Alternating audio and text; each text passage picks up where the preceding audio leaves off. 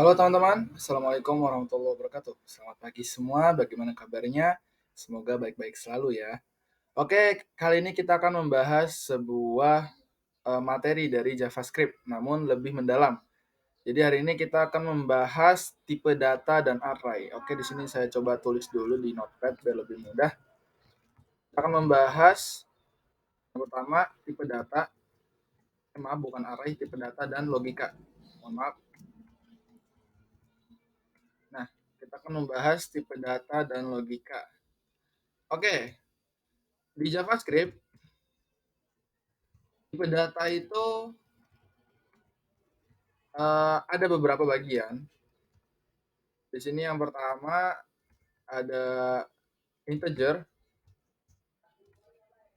ya ini dia lebih ke angka. Kemudian yang kedua float. Float ini dia adalah sebuah tipe data untuk bilangan desimal. Kemudian yang ketiga ada string. String itu tipe data untuk sebuah karakter atau huruf. Kemudian yang keempat ada boolean. Nah, boolean ini tipe data untuk true dan false, salah atau benar. Kemudian yang kelima ada tipe data bernama apa ya? Boolean, satu lagi array. Array ini tipe data yang dimana di dalamnya banyak data, dan alamat data. Nah, gitu. Oke, kita akan bahas coba satu persatu. Kita buka dulu Visual Studio Code kita. Tadi saya sudah buka. Di sini saya akan membuka atau membuat sebuah file baru bernama tipe data. Membuat sebuah file baru tipe data.html. Oke, kita langsung saja buat dasarnya dari HTML ini. Belajar tipe data. Nah, kita buat dulu scriptnya di sini. Kita split layarnya, kemudian kita go live untuk melihat hasilnya. Nah, di sini hasilnya ya ada. Kita rapikan dulu sebentar.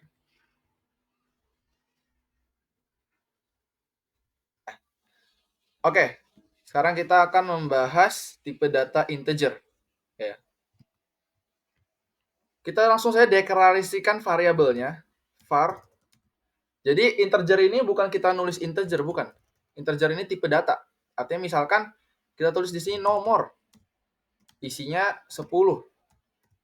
Nah, nomor ini itu tipe datanya adalah integer karena dia mempunyai isi angka, gitu loh.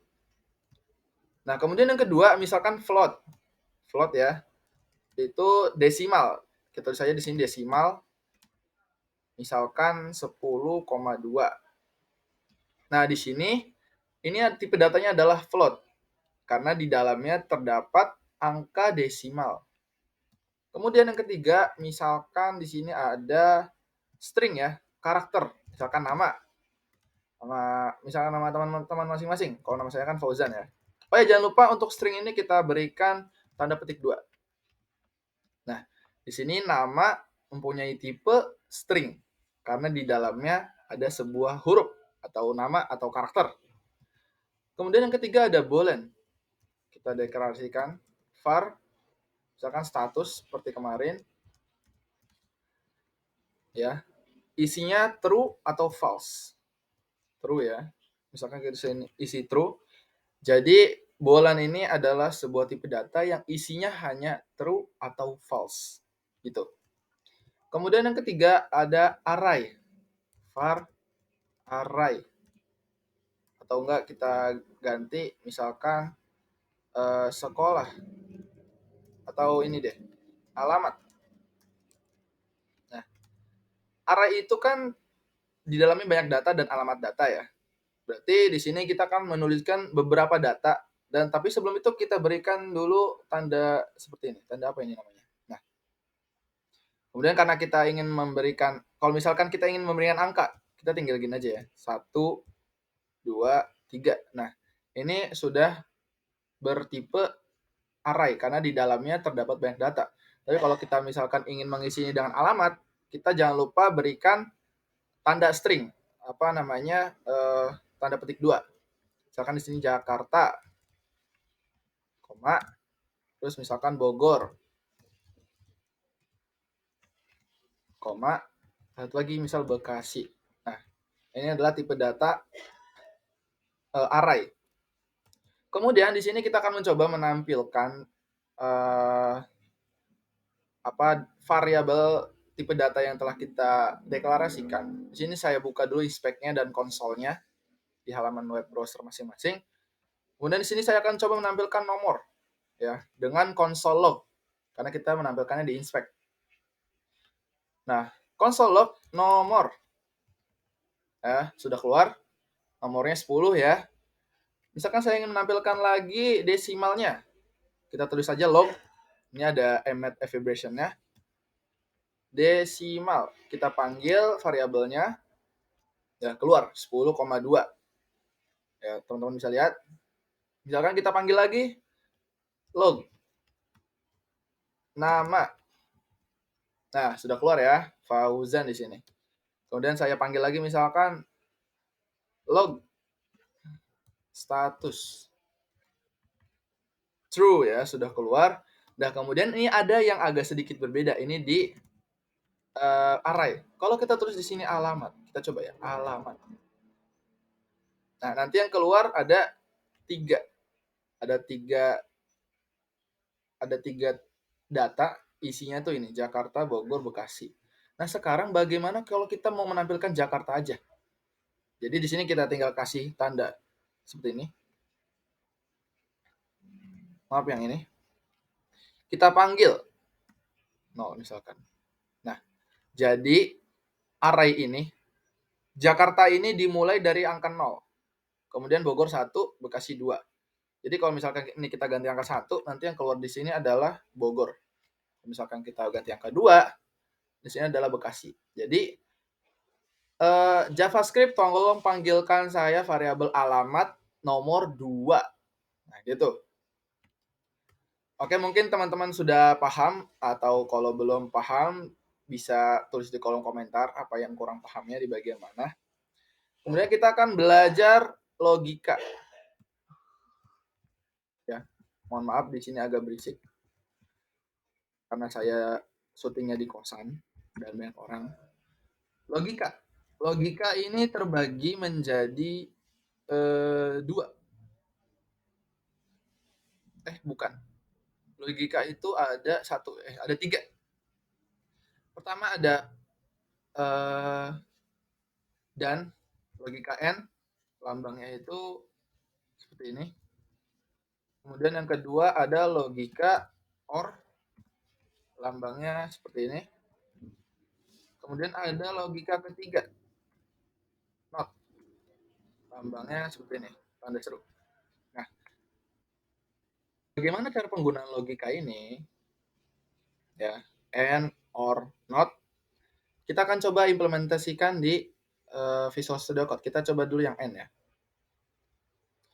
Ini bisa kita komentarkan dulu.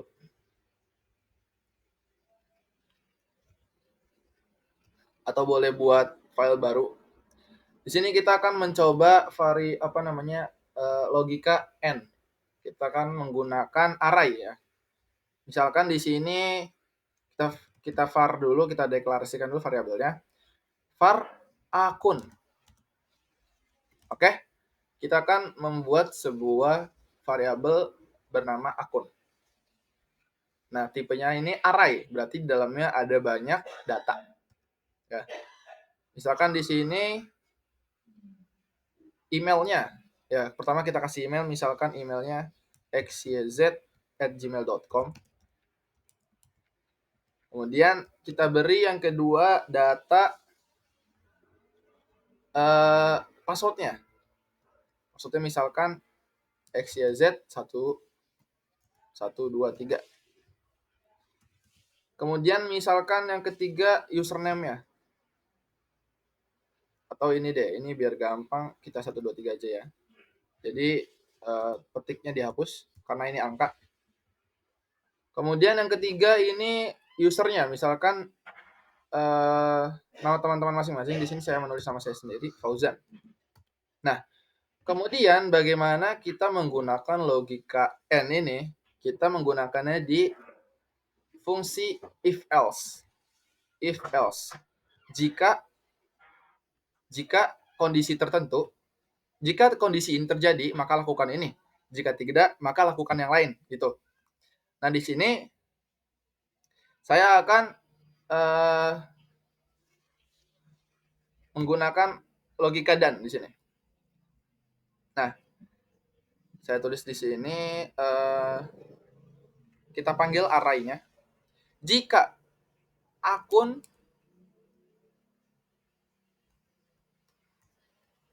0, berarti password ya, sama dengannya 2, sama dengan xyz@gmail.com. Nah, di sini kita pakai dan n ya, dan akun 1 sama dengan 1, 2, 3. Maka tampilkan log selamat datang kembali. Selamat datang kembali. Kita pluskan ya. Kita panggil username-nya. Berarti akun 2. Akun 2. Nah, tapi kalau tidak, else tampilkan log maaf, data Anda salah. Nah, begini. Jadi maksud logika dan di sini, jika akun variabel akun yang pertama, emailnya ini salah, jika kita masukkan di sini salah, maka kita tidak bisa masuk. Kalau salah satu di antara keduanya salah, kita tidak bisa masuk ke dalam akun kita. Misalkan ini sebuah halaman login ya. Misalkan kita di sini mengisi, diberi spasi dulu. Kita isi di sini emailnya kita ganti. Misalkan Jan XYZ. Xi aja deh tuh. Keluar di sini maaf data Anda salah. Karena yang ada di variabel ini berbeda dengan apa yang kita inginkan. Kita inginkan di sini emailnya tuh XYZ. Kemudian passwordnya itu 1, 2, 3. Tapi kalau emailnya berubah, nah berarti inputnya berarti salah. Artinya kita akan menampilkan maaf data Anda salah. Ya. Misalkan di sini kita berikan lagi, tadi kita kembalikan XYZ. Ya, sudah tertulis di sini selamat datang kembali Fauzan. Misalkan kita salah masukkan password. Misalkan passwordnya malah 456. Nah, akan ditampilkan di konsol maaf data Anda salah. Itu karena tidak memenuhi persyaratan yang pertama. Persyaratannya itu emailnya harus XYZ dan akunnya passwordnya harus 1, 2, 3. Jadi kalau kita kembalikan lagi 1, 2, 3, dia akan ditampilkan selamat datang kembali Fauzan. Seperti itu. Itu adalah contoh dari logika dan. Kalau ada yang kurang dimengerti bisa ditanyakan di kolom komentar. Oke, lanjut. Misalkan kita ingin memakai logika OR. Ya. Kita akan membuat sebuah perbandingan dengan OR. Jadi ceritanya ini ada sebuah sekolah dan ada persyaratan untuk lulus dari sekolah tersebut jika memenuhi salah satu dari persyaratan. Nilai ya tentunya. Kita deklarasikan dulu di sini, misalkan VAR. Misalkan pelajaran matematika. Matematika sama dengan misalkan 75 KKM ya. Kemudian kita deklarasikan lagi di bawah var IPA sama dengan misalkan 80. Jangan 80 terlalu besar. 70. Nah, jadi kita akan memakai fungsi seperti di atas. Kita akan memakai if else. If else.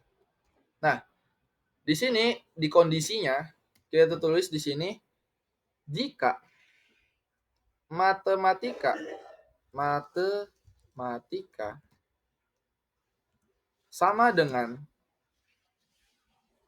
lebih dari aja. Lebih dari 75, lebih dari atau sama dengan ya. Lebih dari sama dengan. Lebih dari sama dengan 75. Ini KKM-nya ya. Dan atau gini, atau ya. Jika matematika lebih dari sama dengan 75 atau IPA lebih dari sama dengan 70, maka tampilkan log selamat Anda lulus.